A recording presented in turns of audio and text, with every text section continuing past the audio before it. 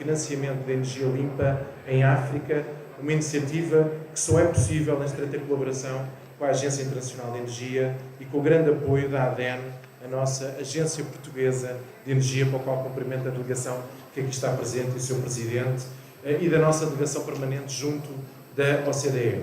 No início do próximo ano teremos uma oportunidade de apresentar a versão portuguesa de todo o relatório e seria uma honra poder, se pudéssemos fazê-lo em Moçambique, contando com a presença de todos.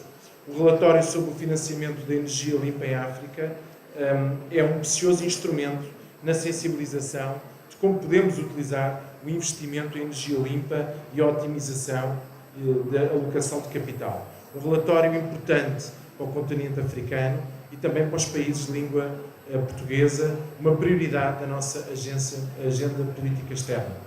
A pandemia Covid-19, seguida pela atual crise energética, trouxe ainda maiores dificuldades ao setor energético em todo o continente africano, particularmente para o objetivo de melhorar o acesso a energias mais modernas e limpas. O aumento de preços afetou famílias e pequenas empresas, fragilizando-as e impedindo a promoção de projetos de infraestruturas essenciais para avançar o processo de eletrificação. Segundo o relatório, hoje em África quase 600 milhões de pessoas não têm acesso à eletricidade e cerca de 1.000 milhões não têm acesso à cozinha limpa, contribuindo anualmente para um número significativo de mortes prematuras. Facilitar o acesso à energia limpa é essencial para o fornecimento de água potável, saneamento, cuidados de saúde e para o fornecimento de serviços fiáveis e eficientes de iluminação, aquecimento, cozinha, energia mecânica, transportes e telecomunicações.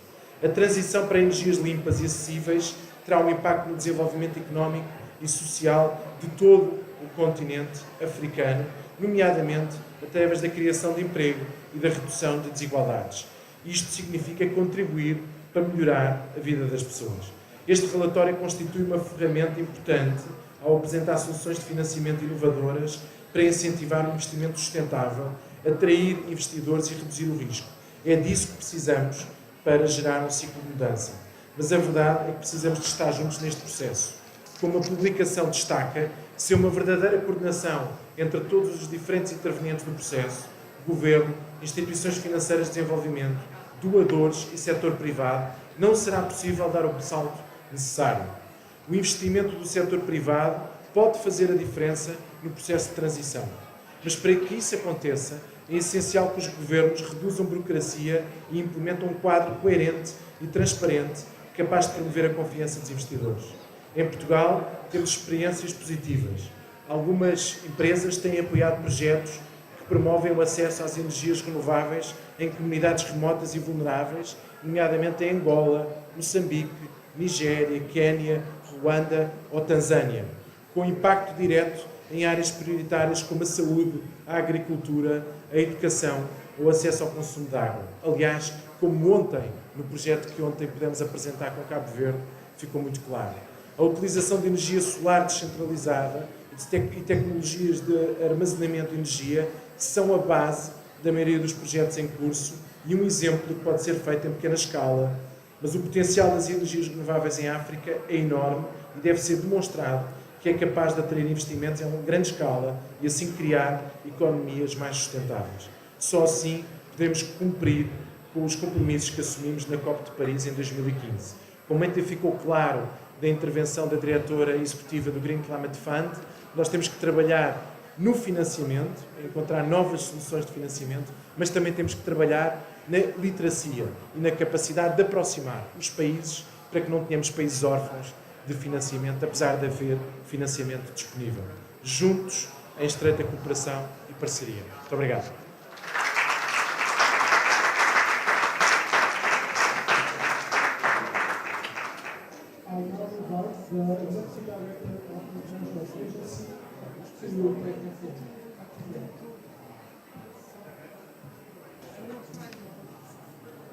So, Mr. Prime Minister, Ministers, dear colleagues, very good afternoon to all of you. It's a great pleasure to come and discuss with you on the Africa's energy sector. I am thankful to your government, Mr. Prime Minister, for translating this, in my view, very important report. I just came from a discussion with the, President of Mozambique, exactly on this issue, and I very much hope that this report will provide some basis for the countries in the region. So, dear colleagues, there are several problems in terms of Africa and energy, but I want to take one issue which I find it's a problem for Africa, but it's a problem for, in my view, humanity. It's a problem for Europe, especially when you look at the issue of immigration to other issues. It is the access to energy. In our world, when we look at the history, we see many inequalities between countries, between men and women, between rich and poor. But one of the biggest inequality I see is on the energy access issue. And in Africa, we have two hallmarks. One, electricity. So think about Africa. 1 out of 2 people, every second person, they have no electricity. In many countries, if you lose electricity for an hour, it is the end of the world, the life paralyzed. So you don't have electricity. And I am coming, this is not the big problem. The problem is the following. In Africa, we have huge amount of solar power, solar radiation. 40% of the global solar radiation comes to Africa. The second fact. Third fact, the cheapest source of electricity generation in the world is today solar energy. And the fourth, which makes me feel very uncomfortable, when you look at how much electricity is generated in entire Africa from solar electricity, it is half of it solar electricity generated in Netherlands. So think about the map, how big is sub-Saharan Africa and how big is, or what is the size of Netherlands, how sunny is Africa and how sunny is Netherlands. This is really inhuman in my view. This is one. The second one, again in our report. And this is also a gender issue in my view, what I'm going to tell you. In Africa, 4 out of 5 families, means 80% of the families, when they prepare the meal or cook, they use primitive cook stoves run by using wood, agricultural waste, animal waste. And it is the woman who cooks most of the time. And these primitive stoves, from the smoke coming from the wood, agricultural waste, animal waste, causes a major respiratory diseases, and it is one of the two premature death reasons for women in sub-Saharan Africa. They die. In Europe, for example, we discussed the gender issue, gender equalities in the boards. This 48%, 52%, the women pay gap. These are all very good and we should do that. But this is a real issue. Hundreds of women die because of the premature death, because of the smoke coming from wood and agricultural waste and the others. And this is women.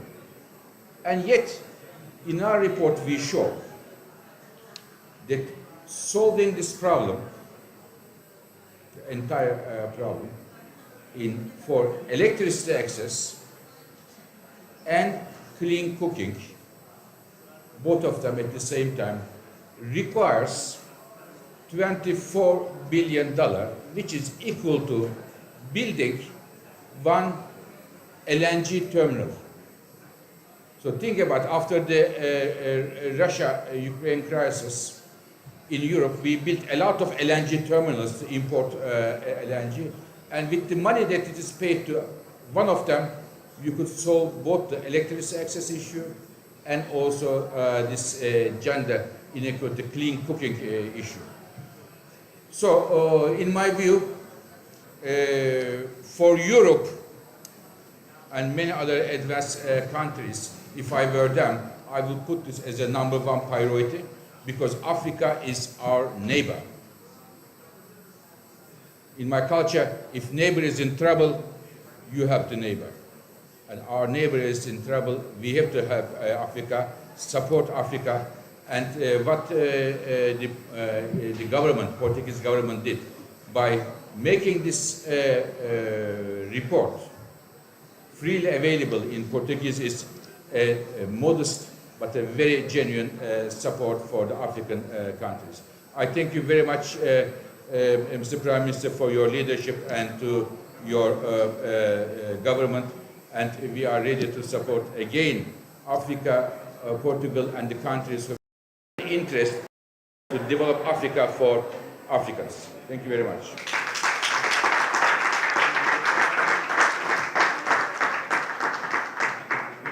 I now invite Chief Economist of the President of Portugal Development Bank Group.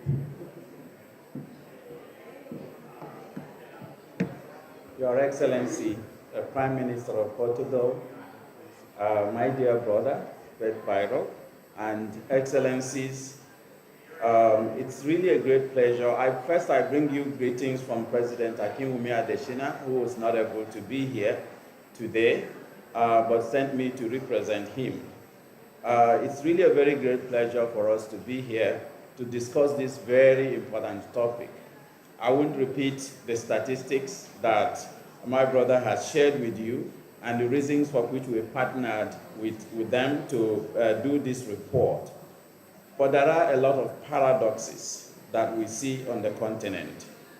And because we're in a COP, climate COP, just to remind us, Africa has created very little of what we call the climate challenge in the world, but Africa is suffering the most from the climate challenges and the climate impacts. For one reason, it's not because the CO2 emissions or greenhouse gas emissions in Africa's atmosphere is more than it is anywhere else, but it is because of the lack of capacity by African countries to be able to adapt to climate change, to be able to do development and meet basic needs like cooking food, which we have just heard now.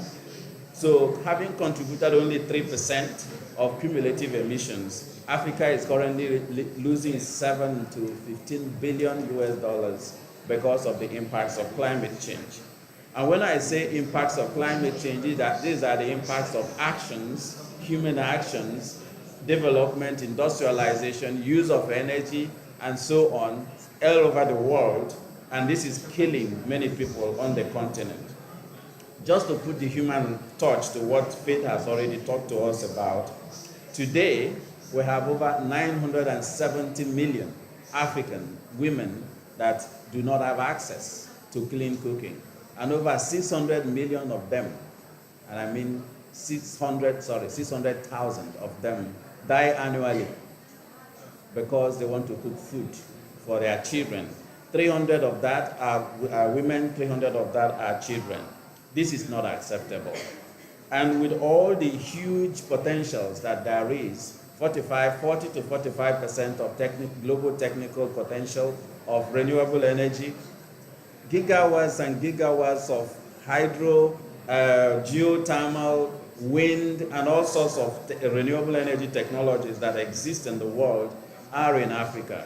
Yet, that continent that has that wealth of resources is dying because of lack of access to energy. And access to energy, let me remind us again, is also one of the major SDGs, Sustainable Development Goal number 7. And the reason is because energy is like blood to the economy. So without this access, Africa cannot grow. And without access to clean cooking, African women and children will continue to die because of trying to cook their food. And by cutting down forests in order to cook their food, they're also choking the planet because we are removing the lungs of the planet, as it were. So I cannot overstate the importance of this report and the need for us to rally around the continent in order to harness the potentials that the continent has, in order to provide access to electricity, access to clean cooking, and by doing so, reduce the impacts on the carbon emissions that we also care about, and also by doing so, create conditions that allows African women and children to live in Africa and have a living, instead of migrating to other parts of the world, creating problems for the receiving countries, but also the migrants often, again, dying on the seas because they are trying to move to other places.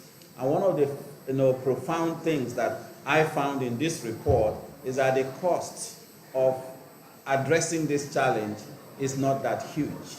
When we had COVID-19, the world came together and they were able to mobilize over $17 trillion in order to address the COVID-19 challenge within 2 years, and we were able to solve the problem. What it requires for Africa to meet the challenge, you have heard it from Faith Bayero himself, is a minuscule amount of that. When there is war in Russia, Russia's war in Ukraine, billions of dollars are mobilized in order to be able to address the issues. Why is it that we cannot mobilize just $25 billion to address the energy challenge in Africa? That's the question I want us to go with. Thank you.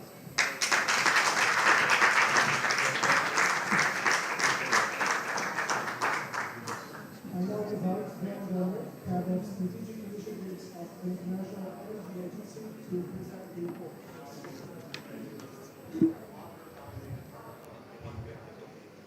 Thank you very much, Chair. It's a pleasure to be here, Your Excellencies. Thank you so much for this opportunity to present the report on behalf of the IEA. I'm really honoured to be here presenting this work, but also to be able to thank Portugal for your ongoing support of the IEA's work, in particular in translating reports such as this into Portuguese. It really helps expand the impact, the insights that we can bring in terms of delivering the energy transition that we all want to see. And as has been said, we're launching the executive summary today, and we'll be launching the full report in Portuguese early next year. And it's been through a really excellent collaboration with our partners and friends at the African Development Bank.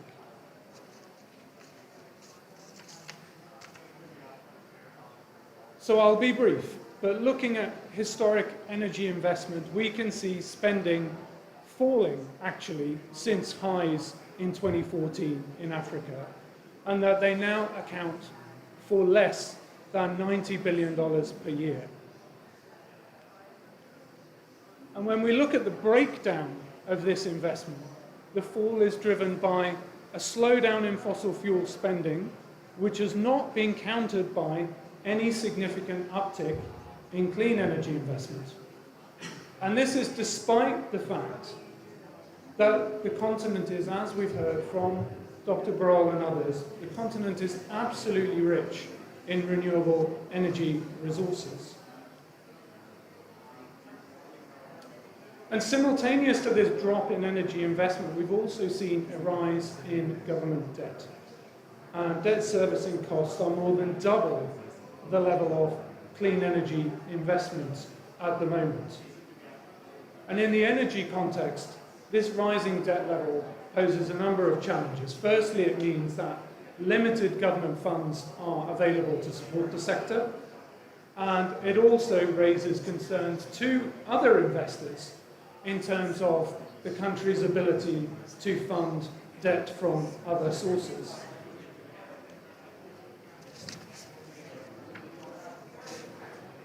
So how does this picture need to change in order for African countries to achieve their goals, such as universal energy access by 2030 and implementation of their NDCs? Firstly, fossil fuel spending. This remains present, absolutely, with natural gas providing an important source of flexibility for the electricity sector, and particularly in North Africa, but beyond as well. However, this level does shrink from today And unlike historically, much of this spending is focused on domestic use for African countries, including to develop domestic industries such as fertilizer, steel, and cement. But the major change, it may not surprise you, is in the area of clean energy. And this is what drives an overall doubling of energy spending by 2030. And when we break it down actually by sector, we can see that in the power sector, we have a tripling in renewables, and renewables account for 80% of new power generation capacity by 2030. And we're seeing signs of this in practice already today in many countries in Africa, from South Africa and Egypt, Gabon, Chad, Djibouti, Malawi, and others. The list does go on. But we need to see more signs, and we need to see those signs and signals get stronger. This is also accompanied, important to say, by a tripling in grid investments, which is absolutely necessary to expand and modernize networks to support the influx of renewable power. And also, actually, energy efficiency spending becomes much more prominent, helping to temper demand growth, reduce fossil fuel imports, and strain on existing infrastructure, while importantly, keeping consumer bills affordable. But now, energy access, possibly the most important topic and one that we've already touched on. Now, this audience knows it well. Energy access remains a major, major challenge across Africa, with nearly 40% of the total population of the continent still lacking access to electricity, and roughly 70% lacking access to clean cooking. And as Dr. Barol has said, and others have echoed, it would only take around $25 billion per year, around one LNG plant from now to 2030, to solve this problem for hundreds of millions of Africans. But the current level of spending is less than $5 billion per year. So we need to see that really ramp up in very short order. And in order to meet those ambitious numbers, there also needs to be that strategic deployment of capital. And a key element to consider is absolutely affordability. When we look at projects that provide basic electricity access in our outlook, roughly half of the projects across technology solutions would be unaffordable to the end user if they didn't come with some form of subsidy. And that share, that half, actually becomes even lower when you look at larger electricity needs. And within clean cooking, we see affordability posing an even greater challenge, with subsidies proving essential for solutions such as electric cooking and LPG. This affordability challenge means that the private sector can only tackle some of the projects here. But with government support, we've seen that the private sector invests in mini-grids in countries such as Nigeria and Uganda, and we've also seen a growth in both international and domestic solar home system companies in recent years, often funded by private equity. So it certainly can be done. But many of the hardest to reach areas and poorest communities will need to be funded by concessional sources, notably from donors and development finance institutions in partnership with donor governments. In terms of scaling up, we need to see scaling up of all sources of finance. So thinking more about the role of public versus private sources of capital, how does this look across all clean energy spending? Well, today, public spending by governments, donors, exceeds that of the private sector. And this is accounted for by the dominant role of development finance institutions and government spending in areas such as grids. But when we look out to 2030, the private sector importantly outpaces public spending, rising sixfold to around $90 billion per year. And this rise is accounted for by a range of developments, including government reforms to support the enabling environment, steps taken to lower that cost of capital, and the expansion of a wide range of private sector financing tools such as green bonds, asset refinancing and recycling, and programs to target domestic capital providers. But importantly, and let me wrap up with this item, these private sector investments often require support from concessional funds to lower the risks particularly in nascent markets and in new technologies. And we estimate that by 2030, around $28 billion in concessional funds will provide the leverage necessary. So that is the target we are aiming for. Again, there are plentiful examples from across the region of where this blending of concessional and private funds has proved successful, both at the fund level and the project level. So we mustn't think that this can't be done. It absolutely can be. But we are able to consult with our partners on the ground to include this range of examples to show that it can be done, and we're showing that freely available on our website. Thank you for your time. Thank you for your support. Thank you.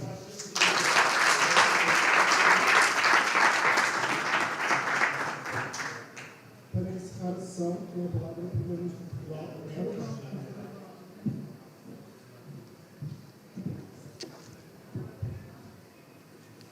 Boa tarde a todos. Dear Mr. Fatih Birol, dear Mr. Professor Kevin Chica Rama, Portugal are very pleased to cooperate with the International Energy Agency and with the African Development Bank, translating for Portuguese this very, very important report. We think it is a very good way to share knowledge, to boost action and to inspire innovative solutions like the swap debt agreement we have signed yesterday with Cape Verde and São Tomé e Príncipe, two small island development states financing 15 million euros by 2025, and is the first step to convert on investment all of the debt from those countries. And now, connecting with the translation, allow me to speak and deliver my speech in Portuguese.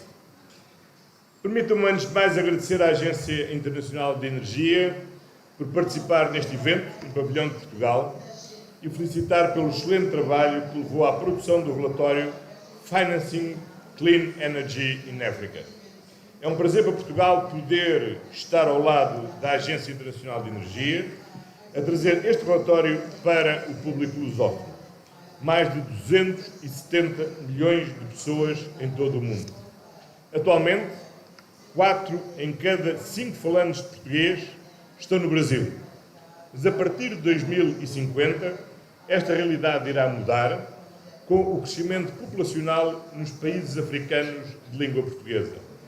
A nossa língua será então falada por mais de 500 milhões de pessoas e será maioritariamente uma língua africana. Este rápido crescimento dos países africanos de língua portuguesa é mais uma razão pela qual achamos importante associarmos ao relatório que a Agência Internacional de Energia produziu. O continente africano representa hoje 20% da população global, mas atrai apenas 3% do investimento global em energia. Por isso, quando nesta COP falamos de aumentar o financiamento climático, os nossos parceiros africanos têm obrigatoriamente de ser incluídos. Entre 2022 e 2023, Portugal duplicou o seu compromisso com a cooperação internacional. Passaremos a alocar 6 milhões de euros anualmente, com um foco particular nos nossos parceiros de sempre, os países africanos de expressão portuguesa. Ontem, neste pavilhão, assinámos um compromisso plurianual com o Green Climate Fund, através do qual quadruplicaremos o nosso compromisso para os próximos 4 anos. E anunciamos a nossa contribuição de 5 milhões de euros para o novo Fundo de Perdas e Danos. O relatório da Agência Internacional de Energia é claro quanto à necessidade de encontrarmos soluções inovadoras para aumentar o financiamento disponível aos nossos parceiros no continente africano. Ficamos satisfeitos por estarmos a contribuir para essas soluções com o acordo de reconversão de dívida que celebramos com Cabo Verde e com São Tomé e Príncipe, utilizando uma das soluções apresentadas precisamente neste relatório. Até 2025, Cabo Verde poderá investir 12 milhões de euros e São Tomé e Príncipe 3,5 milhões de euros. Com o nosso compromisso de, se em 2025 a avaliação for positiva como desejamos, podemos então converter integralmente as dívidas de Cabo Verde e de São Tomé em capital dos respectivos fundos climáticos. Representará então um reforço de cerca de 160 milhões de euros para investimento nestes dois pequenas ilhas em desenvolvimento. É por isso, com um gosto muito particular, que podemos dizer que estas iniciativas estão a avançar e que ontem, precisamente à margem desta COP, Cabo Verde apresentou já os 2 primeiros projetos concretos de utilização deste fundo e que São Tomé, depois do acordo assinado, o irá fazer seguramente muito brevemente. Podemos assim, com confiança, dizer que também Portugal está fortemente empenhado na transição para energias limpas e sustentáveis, não só em Portugal, mas também no mundo e, em particular, no continente africano. Para os desafios globais, só pode haver soluções globais e não haverá solução para o clima que não envolva o continente africano. E para isso, todos temos de estar juntos para ajudar aqueles que necessitam de apoio para assegurar a transição energética que todos temos de fazer. Muito obrigado mais uma vez. Thank you very much.